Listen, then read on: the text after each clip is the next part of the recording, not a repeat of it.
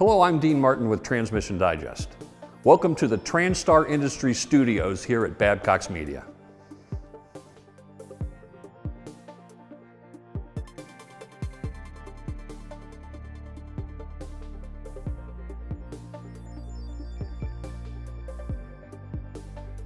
Today we're back at Trans-Colonia Auto Service, Chagrin Falls, Ohio, to perform a little diagnostic work.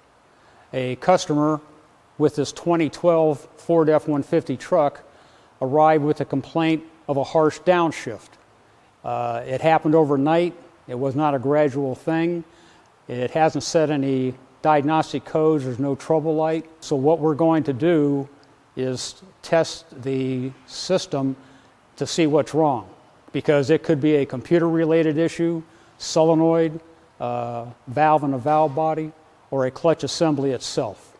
So first things first, we're going to drive the vehicle with a scanner on it. We've already hooked up a snap-on scanner, the red brick, to the OBD2 connection, and we're going to drive down the road and see what kind of computer signals we get. Based on the customer's complaint, there's an indication that the A-clutch system might be at fault. Since A-clutch is applied in first through fourth gear, I'm going to see how the garage shift is out of neutral into drive. Neutral to reverse is fairly smooth. Neutral into drive is a bit abrupt, again indicating that there's an issue with the A-clutch. We're going to look at the computer control of the SSA solenoid, which controls the A-clutch assembly. So I'm taking off, it's shifting from first to second to third, and we have a milliamp applying it. Again, it's in fourth gear, and when we go into fifth gear, that solenoid signal will drop, and there's fifth gear, and it dropped. And even in sixth gear, it's low voltage, which means it's not energized. And what we're going to do is coast down a little bit to simulate the customer's complaint. It's now in fifth gear, and now it went to fourth gear, and you felt a real aggressive downshift. The response was pretty normal on the solenoid. Back up to fifth gear, and we don't have application voltage. And as we downshift to fourth, coast down, again, it's an abrupt apply. It went right back to a milliamp signal, as it should. And based on the fact that it doesn't have a diagnostic code, I don't think that there's an issue with any other solenoids or anything else in the transmission, because it shifts relatively well, with the exception of that 6 or 5 to 4 downshift or the neutral drive apply. So we're going to take it back to the shop, going to put it up in the air, see what we can do with it.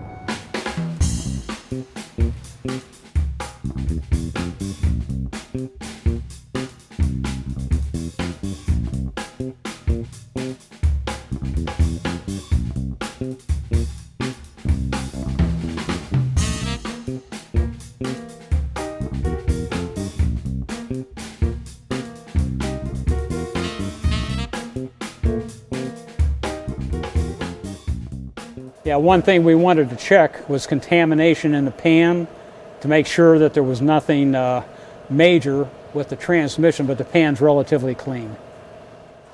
Okay, since the solenoid seemed to fire okay, we're going to check the two valves, the A-clutch regulator and latch valve. With the complaint that we have on the truck, as I say, there could be several things that can cause this. The computer seems to be firing like it should, but we're going to check oil schematic to see what's involved as far as which solenoid, as well as what valves are involved in the system. So I brought this up on all data, and yeah, as you can see, you have your SSA solenoid. It's fed from your solenoid regulator valve when it energizes, oil passes through the solenoid down to your A-clutch regulator valve. It moves it to the right. Oil from your manual valve goes up and is allowed to pass through up to your A-clutch pack, as well as the A-clutch latch valve. As you can see, if there was an issue with this A-clutch regulator or latch valve, it can cause an issue such as what we have, which is a harsh engagement. The A-clutch itself, even when it's released, is actually fed with a clutch release oil, but it's just a minimal oil just to keep the circuit charged. So we have to make sure of everything that's involved in this circuit so that we're not chasing ghosts. Okay, Anthony just got the valve body off. It's still a hot tamale.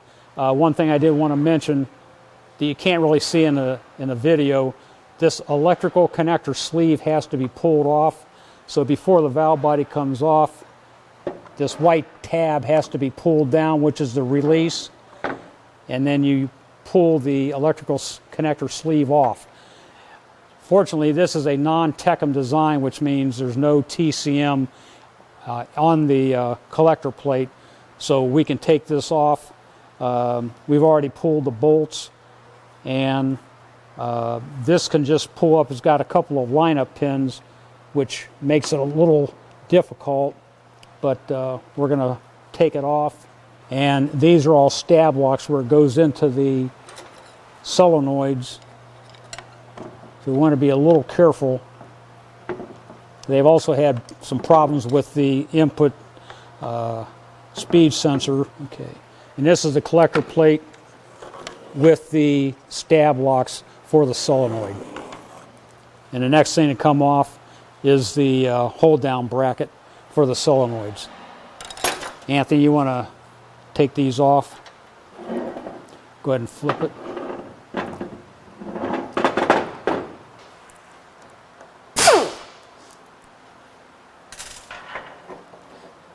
Okay, now we're taking off the retainer that hold all the solenoids in position. The solenoid in question is the SSA solenoid, as I mentioned, which affects the A-clutch circuit. This one, right, Anthony? TCC. Even though these solenoids all have yellow caps, the barrels are either brown or black to denote normally off or low, or normally high. So this is a normally low or closed solenoid, which means oil does not pass through until it's energized. On these solenoids, there are several numbers for the same position. You can have a bandwidth number 2, 3, 4, or 5, which denotes the calibration. If you replace a solenoid, it has to be the same number, or you could end up with drivability issues. This is not a guarantee that it's not worn, but this problem arose quickly. It wasn't gradual, so I doubt if it's a wear issue.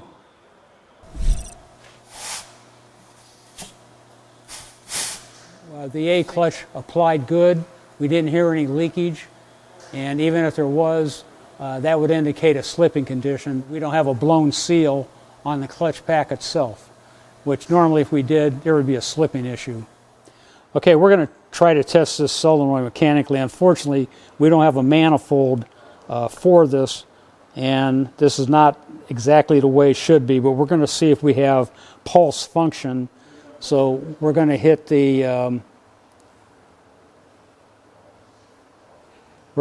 duty cycle, and I feel it clicking, and I'm going to put air to it. And as Anthony raises and lowers the duty cycle, I can feel a difference in the pulse rate of the solenoid. And one other thing we should do is to check the ohm on it. Go ahead and set the ohm, and let's see what the resistance is.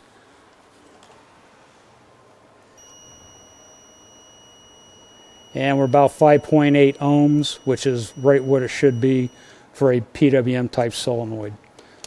So this seems to check okay. It's at least not sticking, and that's what we were looking for. We tested another normally closed solenoid on the tester, and even though it's not testing exactly the right way that it should, there was certainly a difference between the one we tested and the SSA. Based on that, all the valves were free that are involved in the A-clutch function. Anthony went out and air checked the A-clutch pack, seemed to air check okay.